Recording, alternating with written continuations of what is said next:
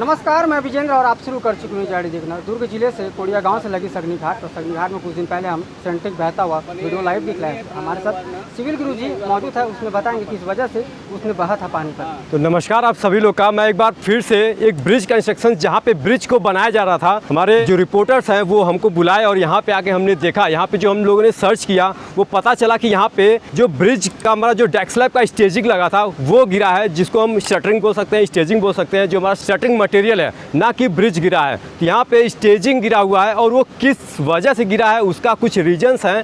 जो technical fault मैंने यहाँ पे देख पाया हूँ, जो मुझे लगा है कि यहाँ पे कुछ कमियाँ थी, वो कमियाँ ये थी कि यहाँ पे दो नदी है, यहाँ पे दो नदियों का संगम है और संगम की वजह से यहाँ पे पानी का जो प्रेशर आता है वो जाहिर सी बात है बारिश के मौसम में बहुत तगड़ा होना चाहिए।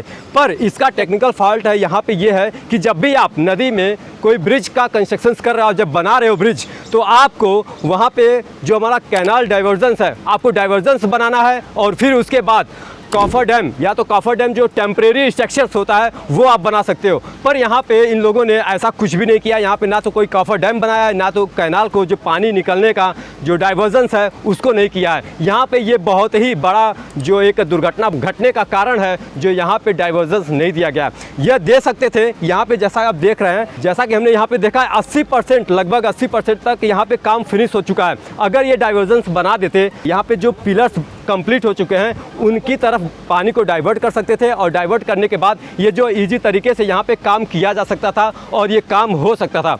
पर यहाँ पे इन लोगों ने जो कमियां है वो कमी जो है यहाँ पे कि डाइवर्जन नहीं बनाया गया, जो कि डाइवर्जेंस होना चाहिए था। कॉफर डैम एक टेम्परेरी स्ट्रक्चर होता है, जो ब्रिज बनने के बाद आप उसको रिमूव कर सकते हो और अपना काम फिर इजी तरीके से कर सकते हो। अच्छी बात यहाँ पे ये है कि यहाँ पे कोई दुर्घटना नहीं घटी है, यहाँ पे किसी का जान नहीं गया है। अगर ये जान जाता यहाँ पे तो हो सकता था यहाँ पे कॉन्ट्रैक्टर और क्लाइंट उनके ऊपर एक काफ़ी दबाव हो सकता था। पर अच्छी बात है कि यहाँ पे सब लोग सेफ हैं।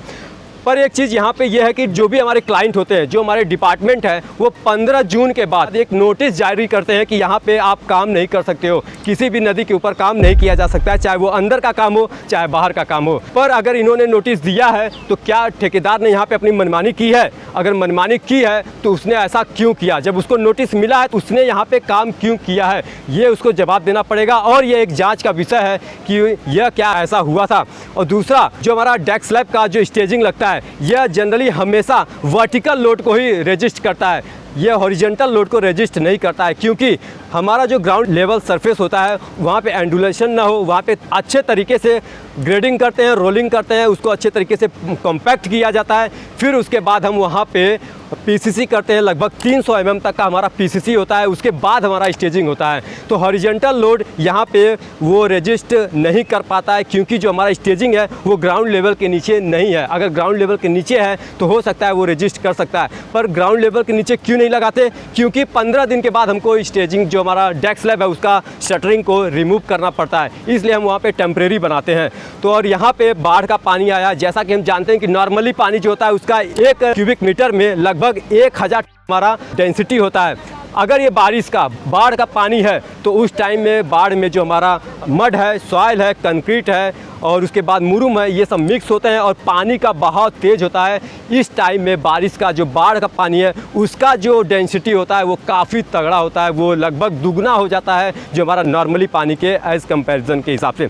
और ये एक जांच का विषय ये भी है, यहाँ पे जो हमारा शटरिंग लगा था उसका हमारा जो फॉर्म वर्क होता है उसका चेकलिस्ट होता है। क्या उन्होंने चेकलिस्ट, जब यहाँ के जो इंजीनियर हैं उन्होंने शटरिंग लगाने के बाद जो हमारा डेक स्लैब का स्टेजिंग कंप्लीट किया, तो क्या उन्होंने अपने क्लाइंट को रेक्टिफाई करने के लिए बुलाया? अगर बुलाया है तो चेकलिस्ट दिखाया है, अगर दिखाया है तो क्या उन्होंने पास किया है? अगर पास किया है तो उसके बावजूद ये घटना घटी है तो ऐसा क्यों हुआ है, इसका जवाब उनको देना पड़ेगा। ये एक जाँच का विषय है। सिविल गुरु जी में आप लोग क्या क्या सिखाते हैं? बच्चों को भी बताया हाँ, कुछ बच्चों को। सिविल गुरु जी के एक अच्छी बात है, जो हम लोग बच्चों को अपना ज्ञान जो देते हैं, यहाँ पे जितने एक्सपर्ट हैं वो सारे कम से कम 8 साल 10 साल 15 साल के एक्सपर्ट हैं, जो साइट पे उन्होंने काम किया हुआ है और काम करके वो बच्चों को एक ज्ञान देते हैं, प्रैक्टिकली ज्ञान देते हैं कि साइट पे किस तरीके से काम करना चाहिए। अगर यहाँ पे कोई सिविल इंजीनियर अगर सिविल गुरुजी का होता तो शायद वो घटना ऐसी नहीं घटती और वो यहाँ पे कॉफर डैम जो टेम्परेरी जो हमारा एक डाइवर्जेंस होता है, जो कैनाल डाइवर्जेंस होता है, बनाने के लिए वो आगे बोलता। अगर वो नहीं करते तो हो सकता है वो इंजीनियर छोड़ देता, यहाँ से काम नहीं करता। क्योंकि इंजीनियर जो हमारे यहाँ इंजीनियर्स काम कर रहे हैं, पहले हम उनको सेफ्टी सिखाते हैं, फिर उसके बाद साइट का एकदम प्रैक्टिकली नॉलेज सिखाते हैं कि हमको किस तरीके से काम करना है, वो भी पूरा सेफ्टी के साथ।